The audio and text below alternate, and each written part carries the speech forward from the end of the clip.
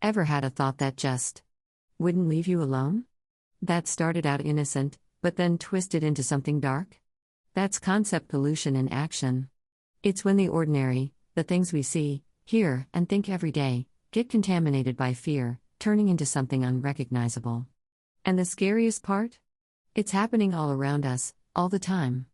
Stick around as we dive into how these causal horrors infiltrate our minds and lives, and what that means for all of us.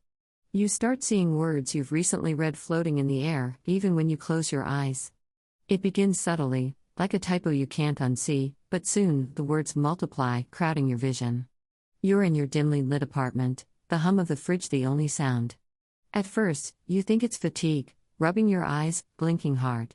But the words persist, hovering like smoke, spelling out fragments of conversations, articles, texts. Your heartbeat quickens, you try to focus on the TV, but the words overlay the screen, twisting the news anchor's face into a jumble of letters. You stand, pacing, but the words follow, forming sentences you don't remember reading. You are not alone, they say. You freeze. The room feels smaller, the air thicker. You whisper to yourself, it's just stress, but the words rearrange into a name, your name. The silence is deafening. You reach for your phone, but the screen is blank except for one word, pulsing, listen. And then, the whispering starts.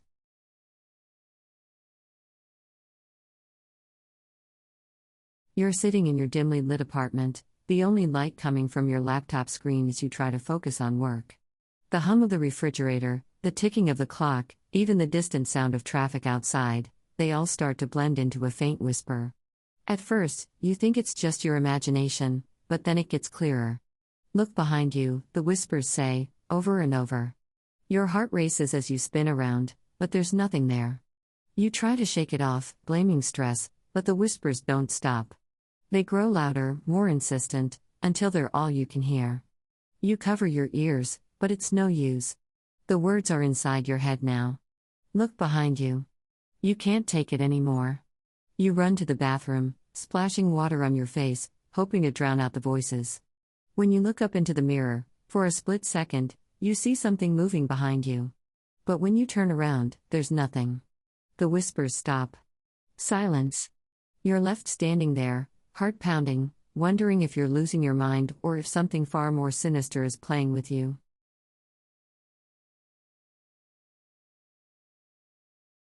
You can't shake the feeling that someone is silently screaming inside your head, but you can't hear it.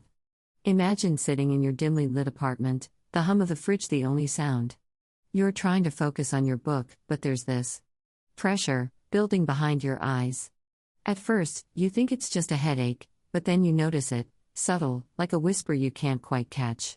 Your heart starts to race. You look around, but you're alone. The silence is deafening, yet you're certain there's screaming, raw and desperate, just beneath the surface of your thoughts. You press your hands to your ears, but it's not coming from outside.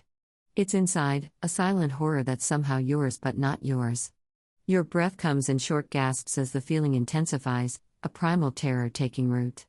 You rush to the mirror, half expecting to see someone else staring back, but it's just you, pale, wide-eyed. The scream is still there, a silent echo in your skull. You try to ignore it, to distract yourself, but it's like trying to ignore your own heartbeat. The terror isn't in the shadows or under the bed, it's in the mundane, the everyday turned sinister. And as you lie in bed that night, staring at the ceiling, you realize the worst part, the scream isn't going away. It's part of you now, a silent companion in the dark. And you can't help but wonder, whose scream is it really?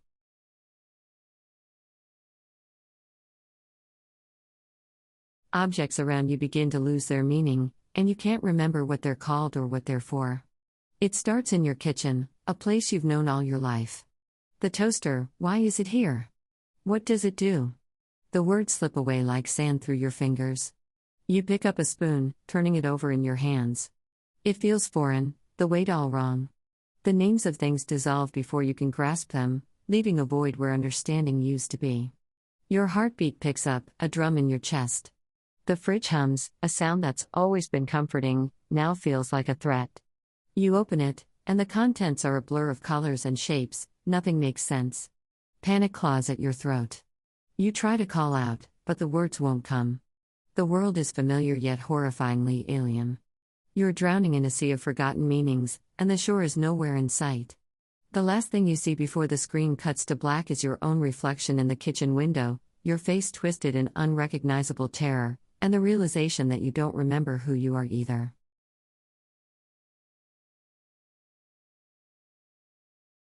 Your reflection in the mirror starts to move on its own, mimicking your actions but with a slight delay. It's late at night, and you're alone in your dimly lit bathroom, brushing your teeth before bed. The silence is heavy, broken only by the sound of water running and your own breathing. You catch a glimpse of your reflection in the mirror, but something feels off. You pause, toothbrush halfway to your mouth, and watch as your reflection finishes the motion a second later. A chill runs down your spine. You try to dismiss it as fatigue, but when you raise your hand to touch your face, your reflection hesitates before doing the same. Your heart races as you step closer to the mirror, your breath fogging up the glass. The reflection doesn't fog up. It's still clear, still watching you with a slight, unsettling smile that you didn't make. You stumble back, the toothbrush clattering to the floor. The reflection remains standing, smiling, as you turn and flee the bathroom, leaving the light on and the door wide open behind you. The next morning, you find the toothbrush neatly placed back in its holder, and the mirror is perfectly clean, as if nothing had happened. But you know. And you'll never look at your reflection the same way again.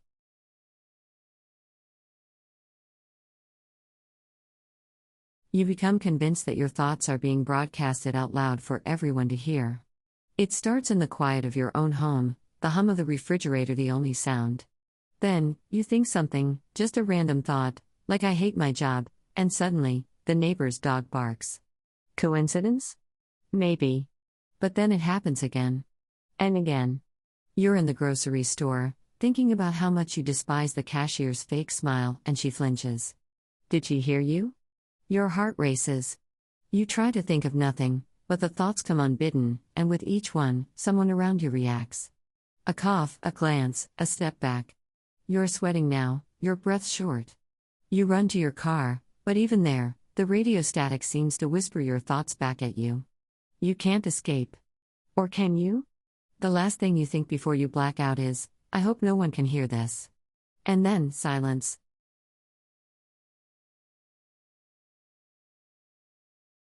Shadows in the room seem to crawl towards you whenever you're not looking directly at them.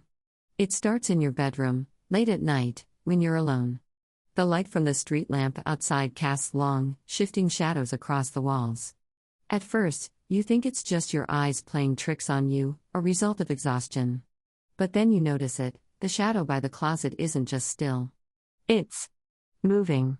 Slowly, almost imperceptibly, it stretches towards your bed whenever you glance away. Your heart races. You tell yourself it's nothing, just the wind outside moving the branches. But the window is closed. The room is silent except for the sound of your own breathing, which comes quicker now. You try to keep your eyes on it, but blinking feels dangerous. Each time your eyelids close, even for a second, you're certain the shadow has advanced. Your hands grip the sheets tightly. The rational part of your brain screams for you to turn on the light, but another, deeper part is frozen in fear. What if the light reveals something worse? The shadow is closer now, almost at the edge of your bed. You can't look away anymore.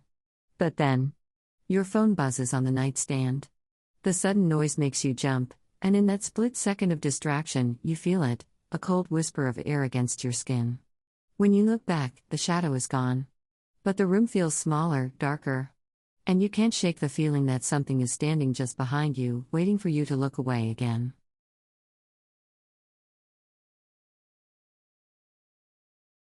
You start to see faces in random patterns, like wood grain or wallpaper, and they're all staring at you. It begins in your apartment, late at night, the walls covered in that old floral wallpaper you've been meaning to replace. At first, it's just a trick of the light, a shadow that looks oddly human. But then you blink, and it's still there, a face, twisted in a silent scream, its eyes locked onto yours. Your heart races as you step back, but the face doesn't disappear. Instead, more appear, each one more detailed, more horrifying than the last. They're in the wood grain of your desk, the tiles of your bathroom floor, even the steam from your shower condenses into fleeting, grotesque visages. You try to rationalize it, stress, lack of sleep, anything, but the fear is visceral, crawling up your spine. You cover the walls with sheets, avoid looking at patterns, but it's no use. They're everywhere, watching, waiting. And the worst part? You start to wonder if they were always there, and you're only just now seeing them. The thought chills you to the bone. You sit in the middle of your room, surrounded by covered walls, listening to the silence, and you can't shake the feeling that the faces are still there, just beneath the fabric, staring, waiting for you to look again.